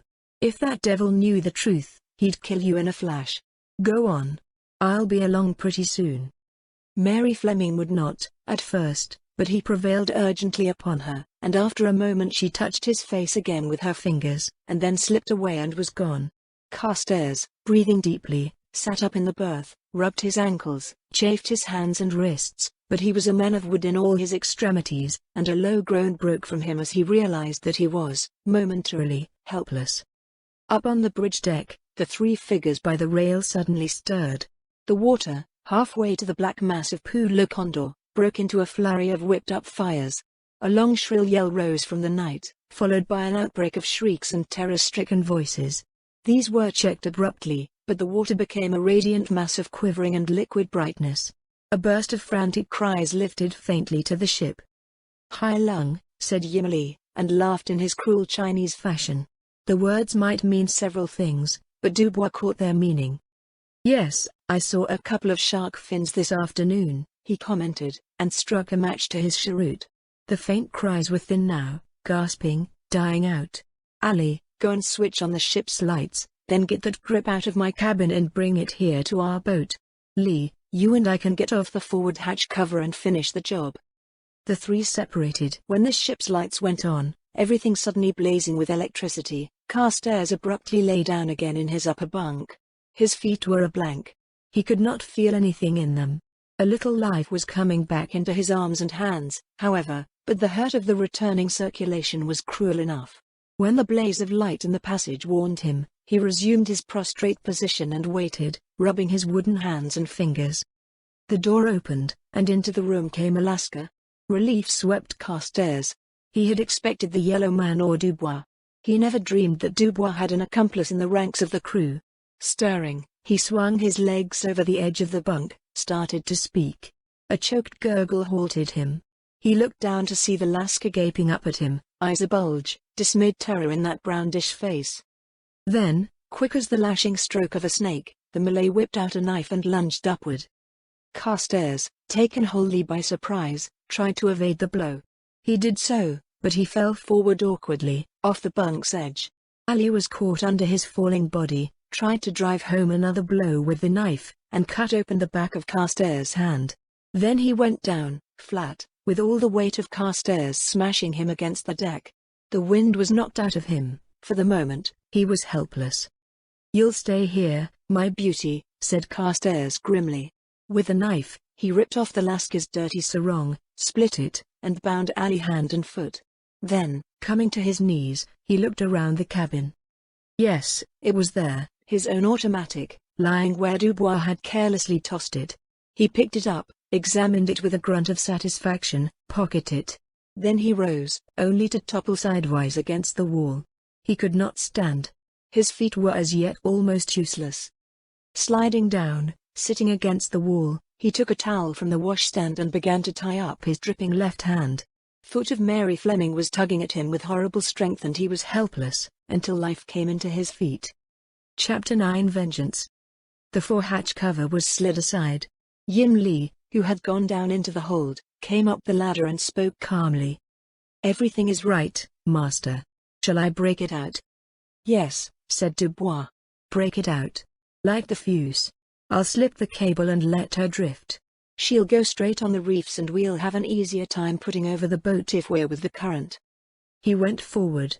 He knew that, even with a hole in her bow, the Voordam might not sink easily. Ships are made to swim, and whether or not an explosion has torn a ragged piece out of her bottom, no ship goes down readily. But if she is swept upon reefs of sharp living coral, it is only a little while before the sea tears out her plates and knocks her to bits. Safe enough here, too. The brothers were out of the steamship lane and no one would see her. When he had knocked out the pin, when he saw the cable slithering and rattling out of the hawse hole, Dubois nimbly avoided the rushing links and hurried aft to where Mary Fleming awaited him in her cabin. When he knocked at the door, the ship already had an easier motion, drifting as she was. "Who is it?" asked the woman's voice. Dubois. "Come quickly, bring whatever you want," he rejoined. "We've just discovered that the men set the ship afire before they left. We must go at once." Her door opened. He stepped inside and saw her standing there, one hand down at her side, her blue eyes wide and fastened upon him in a way he did not like. "Your things, dear lady," he exclaimed. "Come, I will take them." "I am not going," she said quietly. Her voice was quiet, cool, restrained, for all the desperation in her eyes. Dubois stiffened a little. "Not going?" he said, incredulous. "But you must. There's not a moment to lose." "I'm not going," she repeated, and added, "with you." "What do you mean?" he asked, reading sudden sharp warning in the blue eyes so steadily fastened upon him.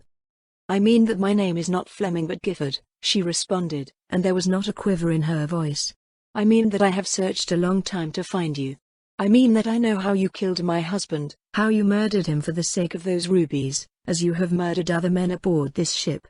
Get out of here before I forget myself." Dubois did not move. A mortal pallor swept into his face, and was followed by a rush of blood. But for the moment, her words paralyzed him. You are, he was your husband?" he stammered. "Yes," she said. "I have warned you. Get out. If you dare to touch me." Dubois was galvanized into life. The ship lifted, jerked a little sidewise, rose and fell again. There was a subdued roar, a shock, an explosive shudder that all but flung them to the deck. Then, with a startled oath, Dubois reached out for her. Mary lifted the revolver, shoved it against him as she shrank, clicked the hammer. No shot sounded. "Charming little fool," laughed Dubois, as he picked her up, despite her cry, her frantic struggle, her lashing hands. He had her in his arms, gripping her tight. "So you would shoot me, eh? No, no, dear lady, such a fate is not for me. Come, we shall go, you and we shall reach the Siamese shore and we shall enjoy life together, your husband, eh? Well, so much the better for me." He laughed again, and carried her out of the cabin. When he came to the after ladder leading to the bridge deck and shifted her weight, she escaped momentarily from his grip and turned upon him furiously, passionately, fighting him so savagely that the veneer of culture in him was shattered. With an oath Dubois caught her by her thin dress, ripping it asunder, and as she staggered his fist struck her. At this she went limp. "Hellcat!" panted Dubois. "You'll pay for this." He caught up her slim body and mounted the ladder quickly. The bridge deck was dark, but lights glimmering from up above gave a faint glow.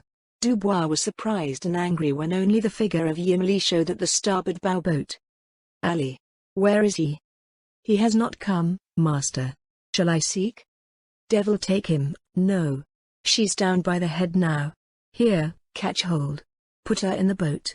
We'll swing it out." They ripped the cover from the boat and placed Mary Fleming in the bow, where many things were already piled: water and wine, cabin stores, odds and ends placed there by Yim Li or Ali.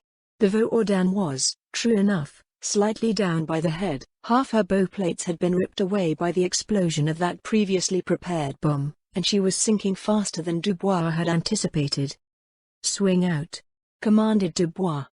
Yim Li slipped the gripes, and next instant the boat was swinging out across the rail. Then Dubois, hearing something, turned his head. "There's Ali now," he said. "In with you, Ali. Quick, you fool." There was a laugh. Yim Li uttered a low, incoherent cry, and flung himself sidewise. A pistol vomited flame. In the obscurity here beneath the awning everything was indistinct and vague. "This is for Gifford, de Bercy," cried the voice of Carstairs, and the pistol smashed out its deathly vomit again, and again. Dubois spun around, then darted aside. Neither he nor Yimli could know that Carstairs had, upon firing, dropped to the deck and was crawling under the swung-out boat. Both of them converged on the dark ventilator where he had been standing a moment earlier, searching the obscurity.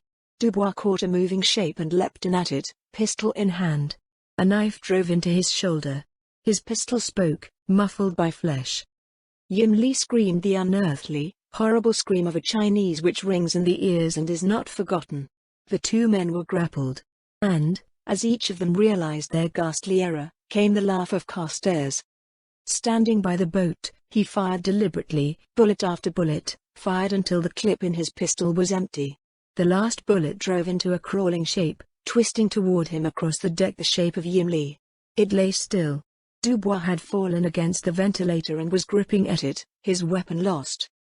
Carstairs. His voice came faintly. Carstairs, you damned. Then he choked, and his head fell forward, and when Carstairs approached, he had gone to meet Captain Freeman in the far spaces. At this instant the Voordam lurched, struck heavily, swung around, and with a crunch and a scrape, came to shuddering rest across a reef, listing heavily to port so that the outswung boat swung in again over the rail. Chapter 10. A new employee. The Voordam was immovable, swung neatly across a coral ledge. She would break in two, give her time enough, but not for days yet. And from the bridge, Chief McAlpin, now released and cursing everything in sight, was making ready the rockets that would fetch in any steamer that might be passing outside the Brothers. On the bridge deck, beneath the awning, Tom Carstairs felt the fingers of Mary Fleming grip hard at his hand, felt her sit up in her chair with a little gasp. "It's all right," he said. "Take it easy, Mary. Nothing more to worry about." "Dubois!" she exclaimed. "That man." "Requiescat in pace," said Carstairs, and laughed a little. "It's more than he deserves." She leaned back in the chair, drew a long breath. Silence rested upon them. After a little Carstairs lifted her hand and touched his lips to her fingers. "I've always wanted to do that," he said whimsically. "Lord, what a woman you are, Mary." She laughed, but her laugh was shaky. "Silly. Are all men so silly?" she asked. "You haven't known me a week. You haven't really known me at all, and here you act like a silly boy." "In love," he added, as she paused. "Well, why not? I don't need to know you any better, Mary." "Please don't talk about love," she said, half in desperation. "Right," said Carstairs quietly, holding to her hand. "Listen, Mary. I'm not talking about love. What I'd like is to be near you always. That's the way I think of you. A person to be near, to be with, to know better all the time. Is that love? I don't know. But I'm going to talk business here and now, if you'll listen." "Business?" she repeated. "Just that. I can use you. Mengelberg can use you. Let me tell you something." He told her about his work, about what he had been doing for Mengelberg here and there in far corners of the seas. From the bridge above the curses of McAlpin came to them dimly, from below the swirl of waters on the reef lifted through the night with luminous glowing. "Now," said Carstairs, "I don't want to lose you, Mary. No need for you to go back home. You weren't made for widow's life, not you. Stay in Singapore. You and I can do things. I'll guarantee that Herman Mengelberg will be delighted to take you on." "But I don't understand. You seem to be entirely cheerful over it," she exclaimed. "Here the ship is wrecked." "And Herman collects insurance on her," said Carstairs, laughing. "Also, she's not too much wrecked for us to make an examination of a few bales and boxes up forward, which will clear things in great shape. Instead of Dubois sitting beyond the law in Siam while his lawyers collect insurance on fake cargo, he's sitting somewhere else, and there'll be no collecting done. Yes, I may well feel cheerful, except for the poor devils whom Dubois sent to their account. And best of all, I feel cheerful over you, Mary Fleming." "That's good of you to take such interest in a stranger," she said, half laughing. "Right." Carstairs spoke almost crisply. "I'll not talk love. I'll talk partnership. I know how you feel about it. Love's all right in the movies, but when you give yourself to another person, there's a lot more to it. That is, in real life, there would be for a woman like you. Well, Suppose we stick together a bit? We'll have work enough. There are things you could handle which I'd never dare try. We'll be good friends. We'll get to know each other, and perhaps you'll come to think of me as I do of you. Perhaps it's a slim chance, but I wouldn't want you unless you did. What do you say? Yes or no? Mac, on the bridge, uttered a loud and triumphant curse. There was the hiss and flaring splutter of a rocket flaring high into the sky.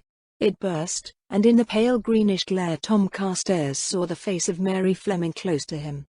He did not need the quick pressure of her hand to know that Mengelberg Incorporated was about to take on a new employee.